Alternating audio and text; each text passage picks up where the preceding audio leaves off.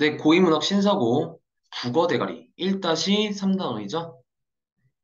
극갈래 해설 시작하도록 하겠습니다. 화면 전환할게요. 자, 일단 이 국어 대가리라는 작품을 분석하기 전에 여러분들이 꼭 알아둘 게 뭐냐면은 물론 학원에서는 했었지만 일단 소설과 극갈래의 차이점입니다. 이거를 먼저 알아두는 게 중요해요. 자, 일단은 소설 같은 경우는 어떤 특징이 있어요? 서술자가 있죠? 그죠? 그리고 어, 사건과 갈등을 중심으로 이루어진다.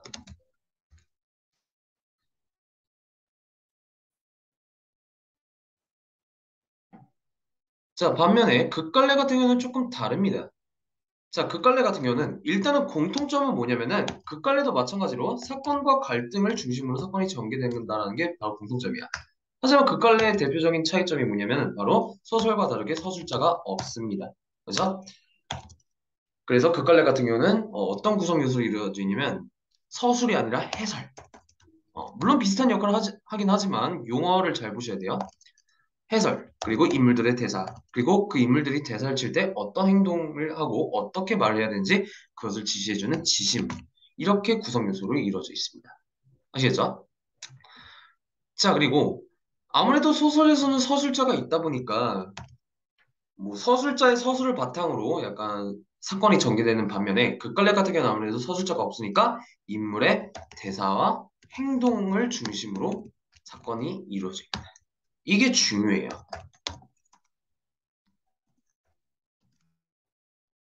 이게 중요합니다.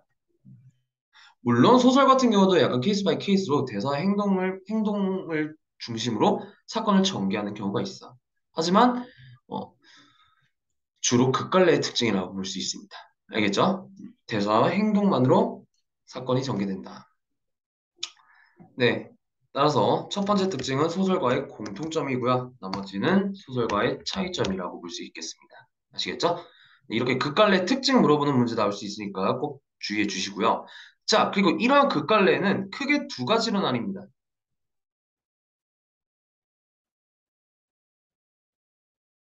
어떻게 두 가지로 나뉘냐면은 바로 희곡이라는 것과 시나리오라는 것으로 나뉘어요. 희곡 같은 경우는 뭐냐면은 무대 상영을 전제로 합니다. 연극이에요.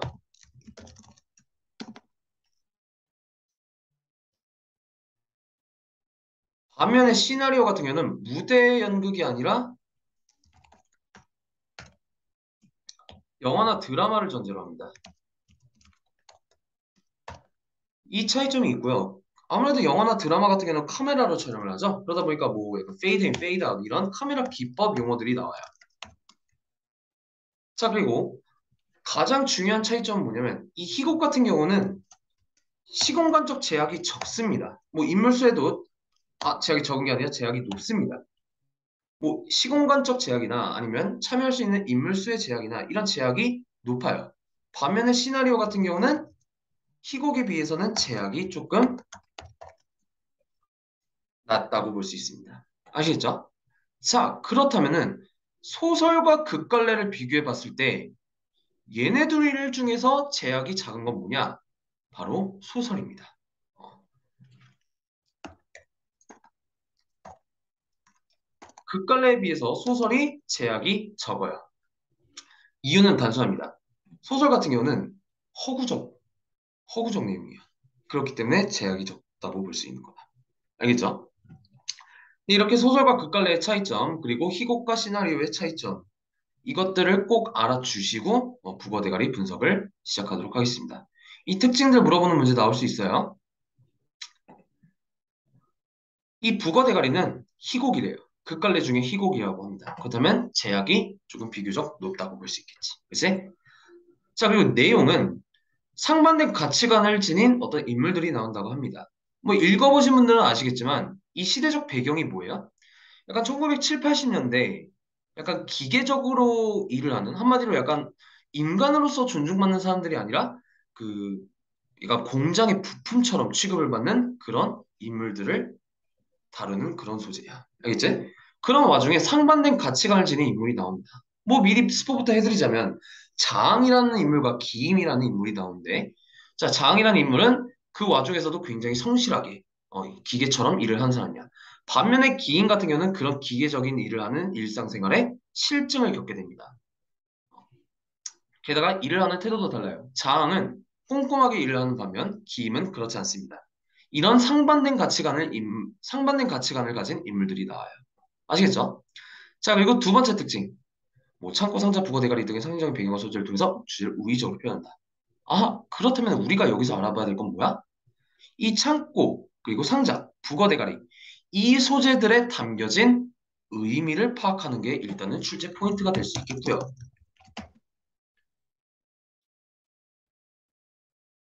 그리고 우의적 표현이라는 게 도대체 뭐냐? 굉장히 단순합니다. 어떤 소재에 그 상징적인 의미 혹은 비유적인 의미가 들어가 있으면 걔는 우의적이라고 봐요. 그러니까 우의적이라는 개념이 뭐냐면 말하고자 하는 대상을 직접적으로 드러내지 않고 다른 대상에 빗대어서 표현하는 것을 바로 우의적 표현이라고 합니다. 아하, 그렇다면은 이 창고 상자 북어 대가리가 우의적 표현인 거고, 그다음에 우리는 여기에 담겨진 의미들을 파악하는 게 중요한 내용이 되겠다. 알겠죠? 네, 이렇게만 일단 먼저 알아보고 바로 본문 분석 들어가도록 하겠습니다. 내용 자체는 크게 복잡하지 않습니다.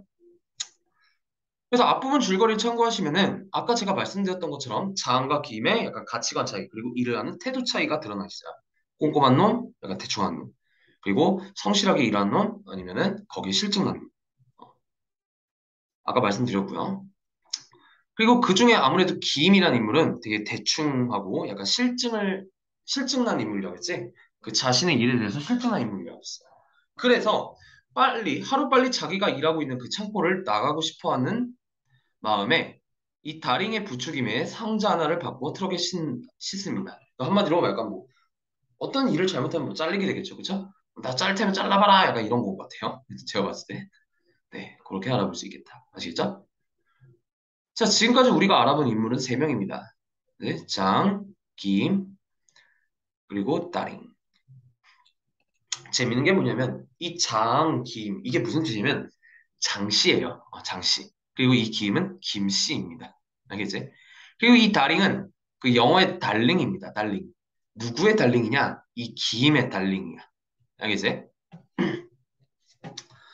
어쨌든 이 김씨, 이 김은 하루빨리 창고를 나가고 싶어 하는 마음에 약간 달링의 부추김도 있었고 일부러 약간 오류를 냅니다. 그리고 그 사실을 알아채는 장은 상자 주인에게 잘못을 시인하는 편지를 쓰려고 해요.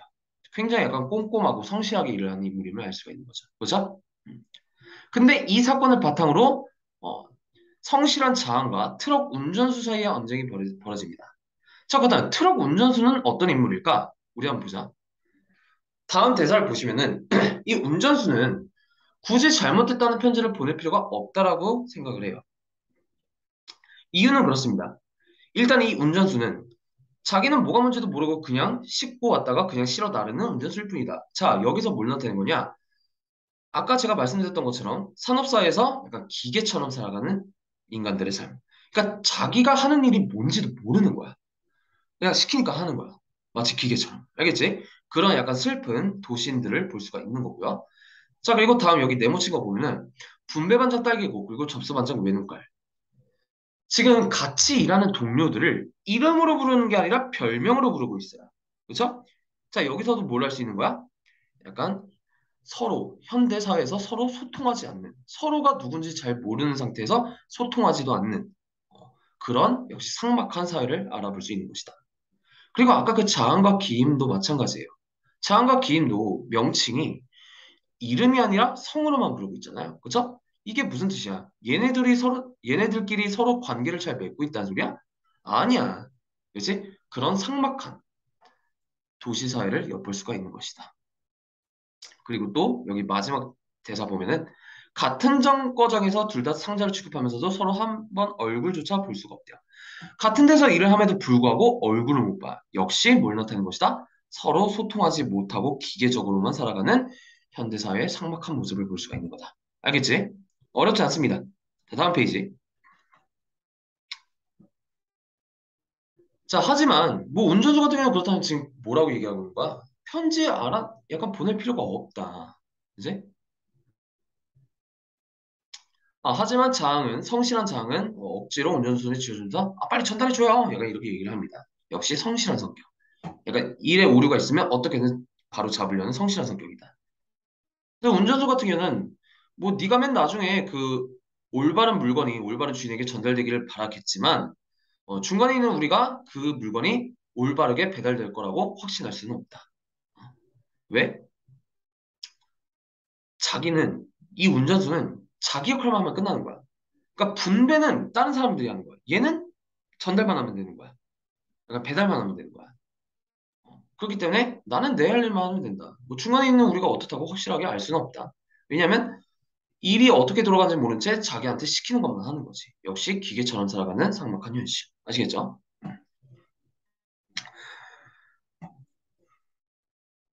자, 그리고 장은 이렇게 이제 반박을 합니다. 엉뚱하게 바뀐 상자 하나 때문에 뭔가 잘못 만들어지면 안 되잖아요. 운전수는 잘못 만들어진다니? 이 상자로 도대체 뭐가 만들어지는 건데? 그 와중에 이제 운전수의 딸인 달링, 김의 애인이죠. 달링이 이렇게 얘기를 합니다. 엄청난 기계를 만든대요. 근데 또 다음 대사에서 아니래요. 그건 기계가 아니라 폭탄이래요. 자, 이 달인도 마찬가지야. 상자가 뭔지도 모르는 거야. 그치? 뭔지도 모른 채 그냥 배달만 하는 거지. 역시 자기가 하는 일이 뭔지도 모르는 그런 인물들임을 알 수가 있는 것이다. 아시겠죠? 자, 그렇다면 여기서 중요한 건 이거입니다. 오른쪽 날개 한번 보세요. 상자라는 소재에 담긴 의미. 이 상자라는 소재를 통해서 알 수 있는 게 뭐다? 실제 사회의 본질적 모습을 알지 못하는 역시 삭막한 도시인들. 어, 상자가 뒤바뀐 것이 어떤 결과를 가져올지 예측하지 못합니다. 자, 그리고 이러한 의미는 곧 장이 성실하게 일하는 것이 무의미한 행동이 아닐까라는 그 내적 갈등을 하게 되는 계기가 되기도 하고. 알겠지? 그러니까 오히려 여기서 나타내고자 하는 게 뭐냐면은 장이 성실하게 일을 해요. 하지만 사회적으로는 그게 무의미합니다.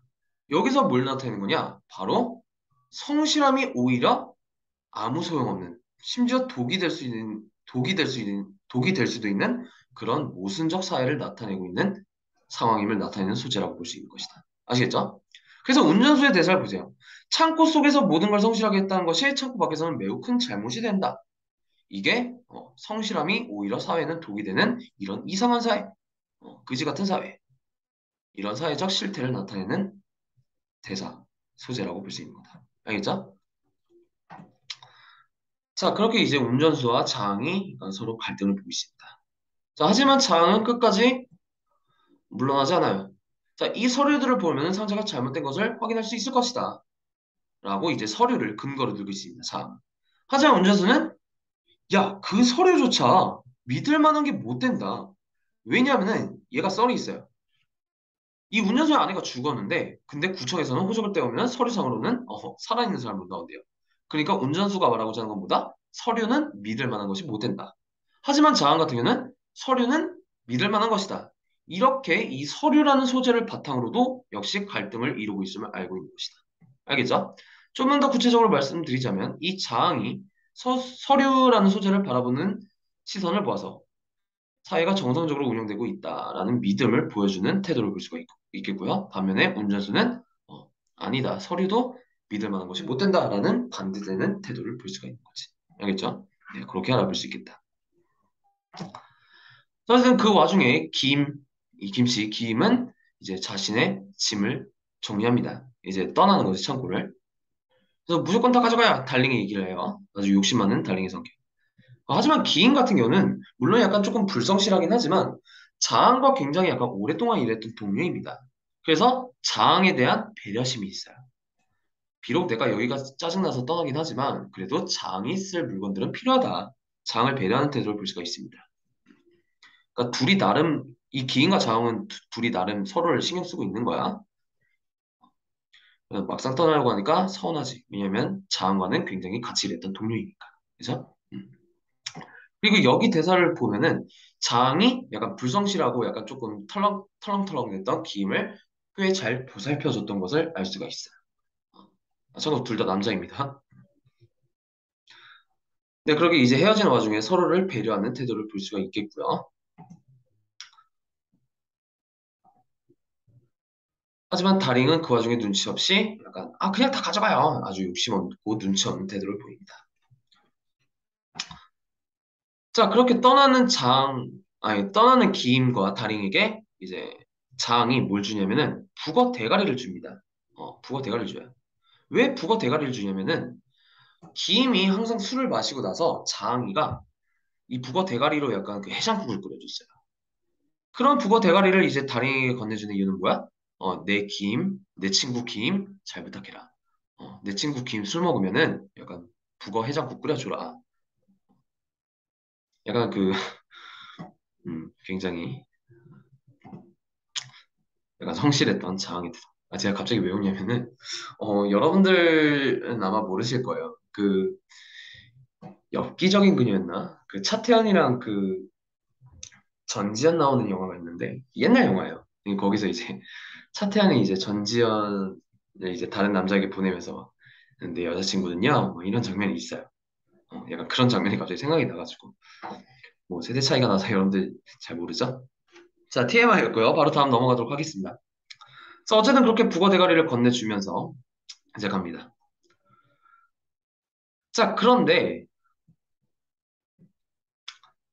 자, 기임의 대사를 보면은 이게 왜 필요한지는 두고 보면 알게 될 거야. 그리고 상자를 열어서 북어 대가리를 하나 꺼내서 장에게 또 줍니다.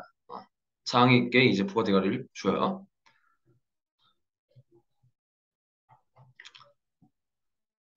그리고 이제 떠납니다. 자, 여기 부분 한번 볼게요. 해설 부분. 트럭이 경운기를 울리며 떠나는 소리가 들린다. 창고는 조용해져요. 자, 창고 밖은 지금 트럭 소리 때문에 시끄럽고요. 창고 안은 지금 모든 사람들이 지금 다 떠났잖아, 장을 빼고. 그러다 보니까 굉장히 삭막하고 조용하죠. 그죠?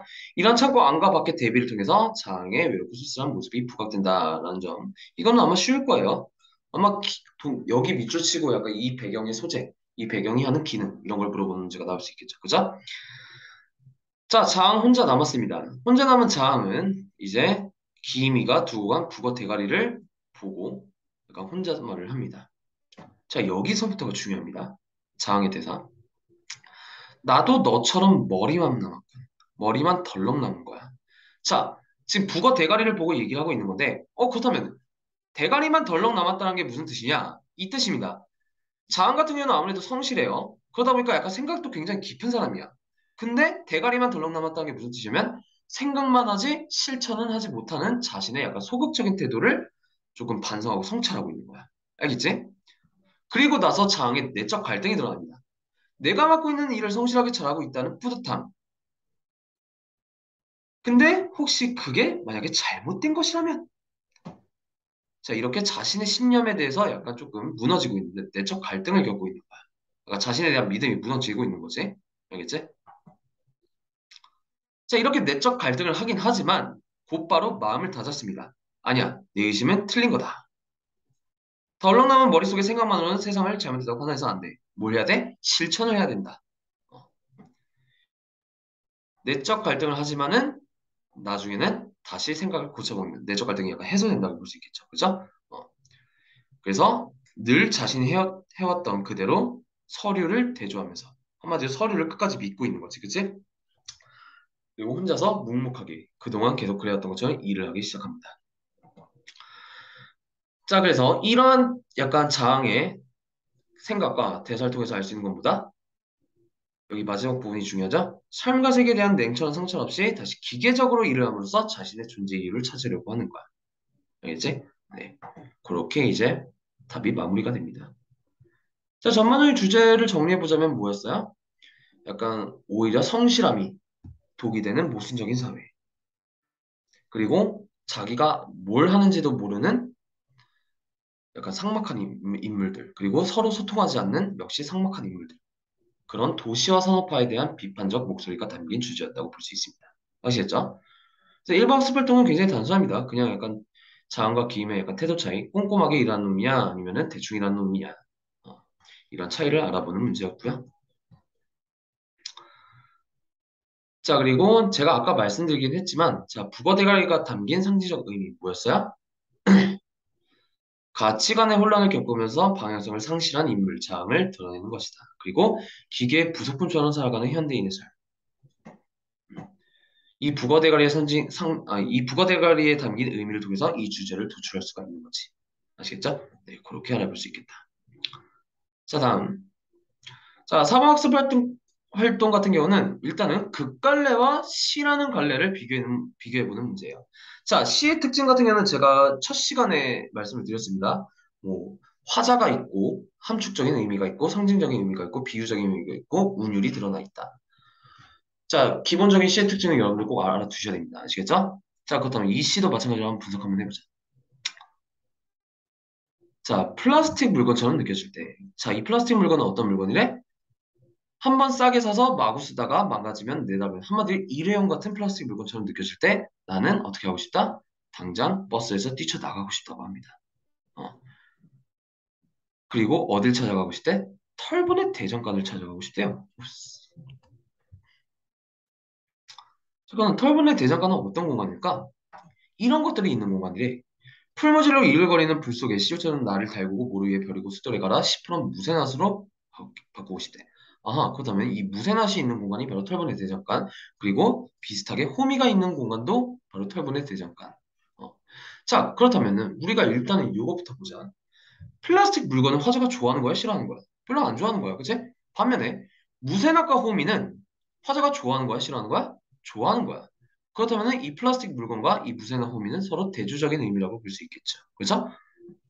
자, 그렇다면 어떤 의미가 있을까? 아까 플라스틱 물건은 어떤 거라 했어? 자기 손으로 만들지 않고 한 번에 싸게 사서 마구 쓰다가 일회용처럼 버리게 되는. 한마디로 굉장히 가볍고 가치 없는 존재를 뜻하는 것이다. 그렇다면 무쇠낙과 호미는 어떤 존재겠어? 자기가 직접 만들어서 약간 힘들게 만든 온갖 정성을 들여서 만드는 그런 가치 있는 존재들이라고 볼 수 있는 거다. 알겠죠? 한마디로 얘가 말하고자 하는 주제는 뭐야? 나는 가볍고 가치 없는 존재가 아니라 뭐가 되고 싶다? 이런 무쇠나 호미처럼 가치 있는 존재가 되고 싶다. 알겠지? 그리고 여기서부터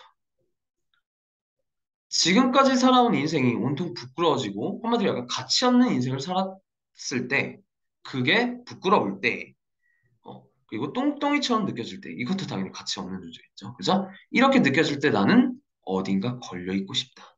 그러니까 여기서 말하는 어딘가는 그렇다면 뭐겠니? 바로 온갖 정성을 들여서 만든 도구들이 가득한 털보의 대장간이라고 볼 수 있겠죠. 그렇죠?